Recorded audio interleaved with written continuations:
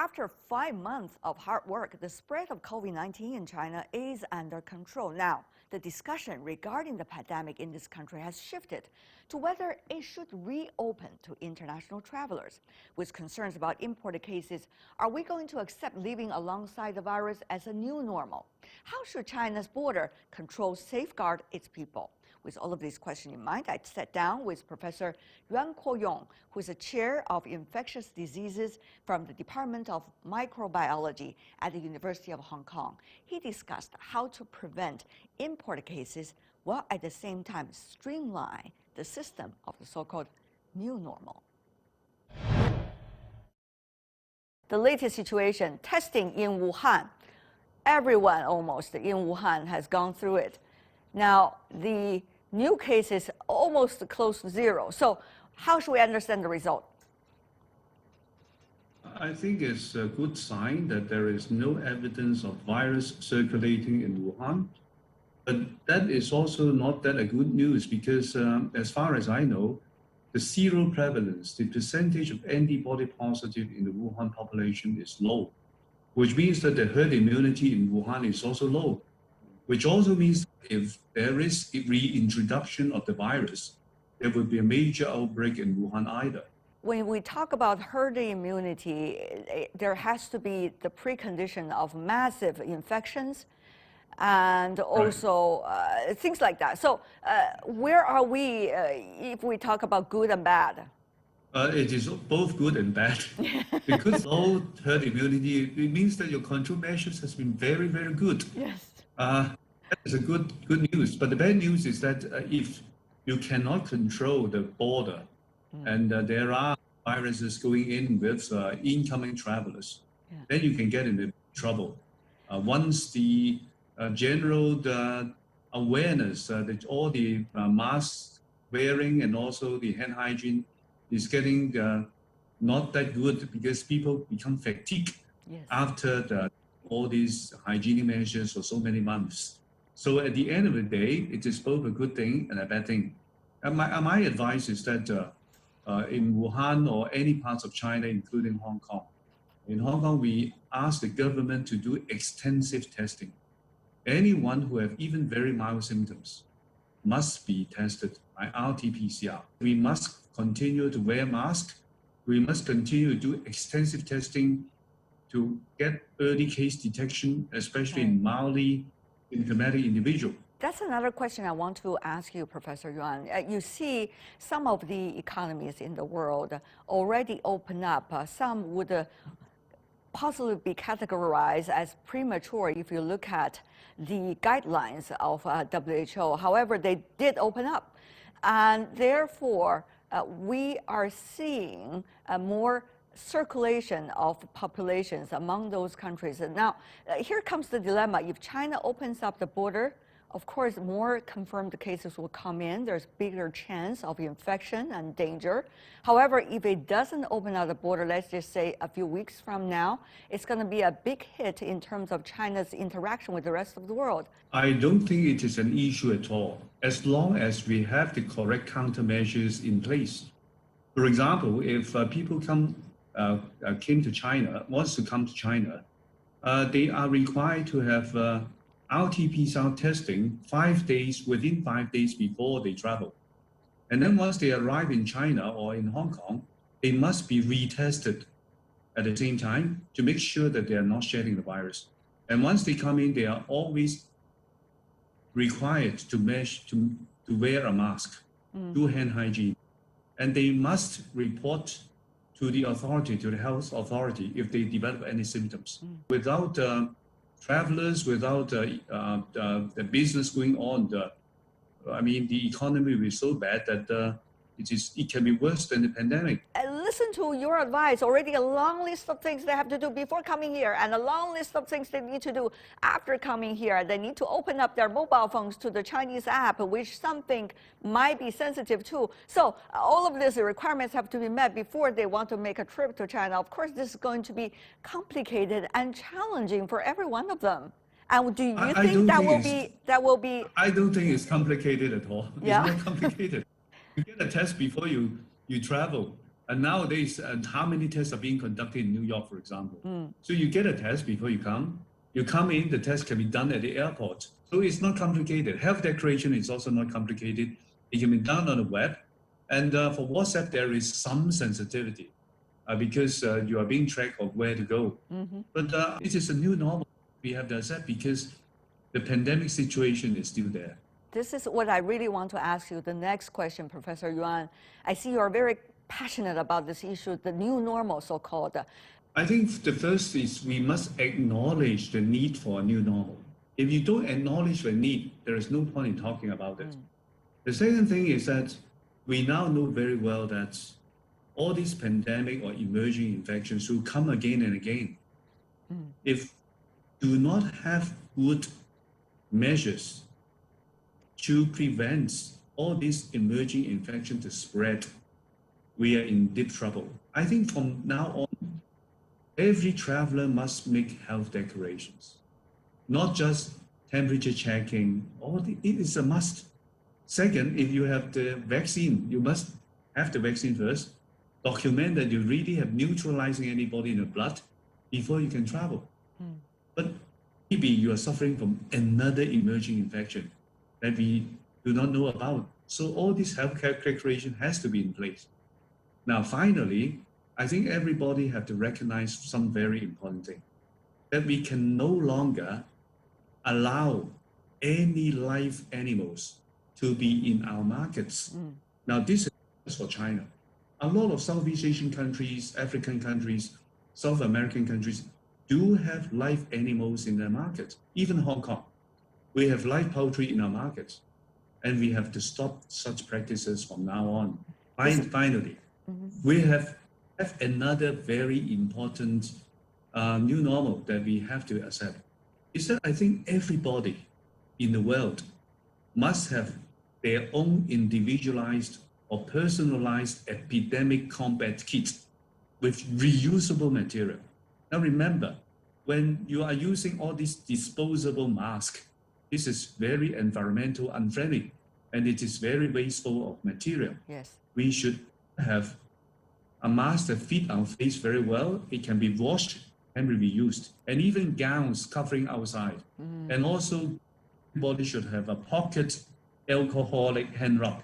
So I am carrying alcohol hand rub myself. I can show you that I have alcohol myself in my pocket, so that when I touch anything, I would use this hand rub to make sure that my hands are well sanitized. I think that is another new normal that everybody have to accept. Professor Yuan, I can see you're practicing exactly what you're preaching. So that's a great thing. Yes, I believe I think what I think, and then I talk about what I think, and then I practice what I think. Though China has made great achievement on containing COVID-19, internationally the virus is still spreading rapidly, and not many countries are taking control measures so rigidly as China did. In some countries, even social distancing is still not happening. On the other hand, economic difficulties together with political struggles are making epidemic prevention nearly impossible. So how do health experts see all of these challenges at the moment? Professor Yuan gives his take. I'm afraid there is a huge divide of what you, as a microbiologist, and most of the people in the world think about as the new normal. I can see that some people would never listen to advices. Even in Hong Kong, for example, only 97% of the people wear a mask. 3% doesn't. It doesn't matter. As long as you have a majority of people wearing masks, for example, it is already sufficient to stop an infection. If one people can transmit to another people all the time, they call it the basic reproductive number 1, then the epidemic will continue. But if there is more than 50 to 60% of people already wearing masks and stop the infection from spreading, if they do it correctly, they do hand hygiene. Professor Yuan, you may know very well, this whole new normal, as we say, it's not just about hygienes and precautions. It's also about systematic approach. Now, What second thought should we have about the public health system, whether it's China or in other countries? I think it's just very clear that there are two main issues in terms of this public health crisis. The first is the lack of a global system for real-time sharing of information. That means that the things are always delayed because every country wants to investigate carefully before it inform other people, before things are being confirmed. They are afraid of wrong information and then lead to embarrassment, etc. But I think this mentality has to go. Even before we are very certain, we have to share the information so that other people know what's going on. Now, the second priority is the search capacity. And I'm sure you have heard that in France, they have thrown away a lot of outdated masks, and then they found that there are no masks to use, for example, because piling up of search capacity, piling up of masks, PPE, personal protective equipments, drugs and vaccines is very expensive. They have a limited shelf life. Yes. You government have to prioritize and put money into the search capacity, and also to make systems of real-time sharing of information. Now, so these are the things that I saw. That is very important. As a microbiologist, Professor Yuan has been among a high-level expert working group which confirmed that COVID-19 was capable of people-to-people transmission. But long before COVID-19, he also fought against the Sars 17 years ago, another coronavirus which broke out in 2003, severely affecting cities like Hong Kong, Guangzhou, and Beijing.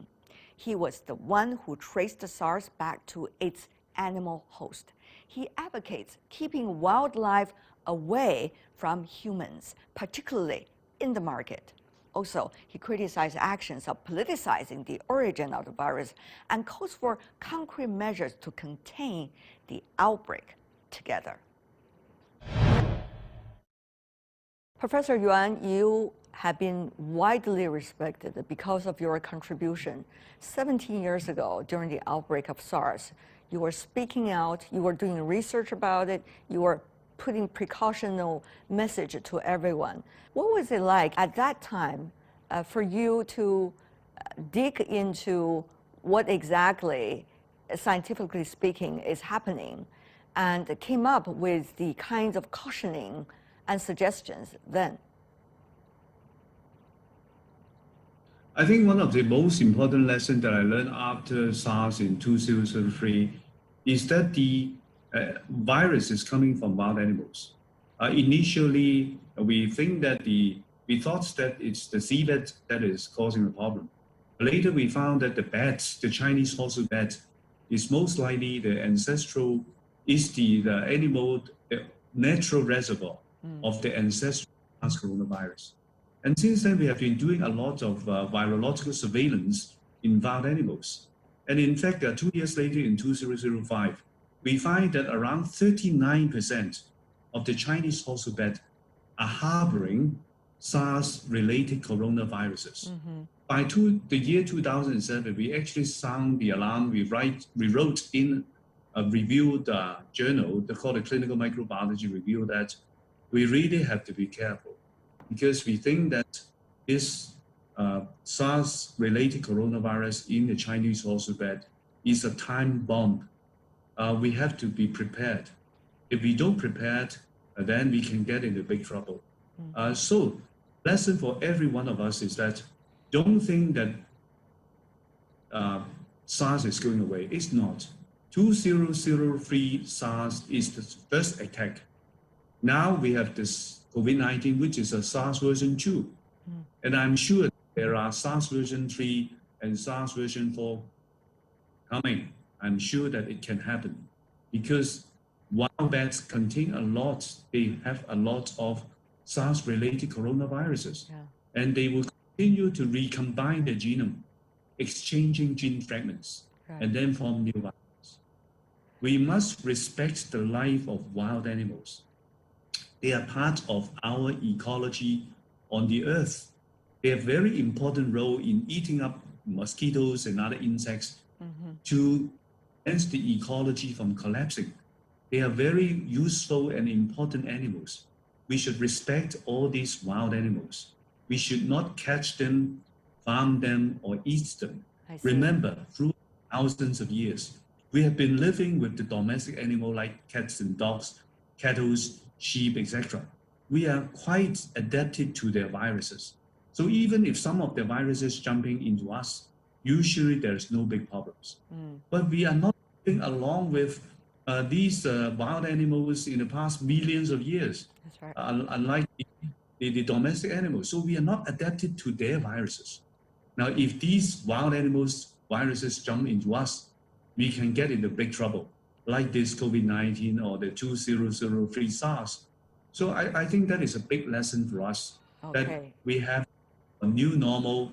We must conserve all the wild animals and their ecology and their habitats, so that humans can live peacefully, harmoniously with these wild animals for the next generations to come. Yeah, Professor Yuan, quick question to you too. Yes. We have seen the politicization of the origin of the virus. Now, one thing probably we can compare 2003 to now is the geopolitics have been tremendously different. So how do you see originally, which should be a science question, now become one of the biggest political questions? I think that once you politicize science, this is bad for everyone, because you are actually hampering the efforts of pandemic control. It's wrong. I can only say this, that it is a completely wrong thing to treat, to prevent another pandemic. If you look from a scientific point of view, this coronavirus may not necessarily come from China at all. Remember, these bats can fly long distance. They can be coming from Africa, from other parts of Southeast Asia, and then go into China. So if you ask where is the virus, it can be very far away from China. And to find them is almost impossible. So I think politicizing all these things are completely counterproductive to our pandemic control efforts. And I don't recommend it at all. We should not just continue to stimulate each other and continue the debate on something which is futile, which is useless. Rather, we can just focus on things that you have asked me. What is the new normal? How should we continue to live with the wild animals? How to continue with preventive efforts at airports, customs, and our daily life, how to prevent another disaster from coming. These are much more important than discussing geopolitics. It doesn't have anybody at all.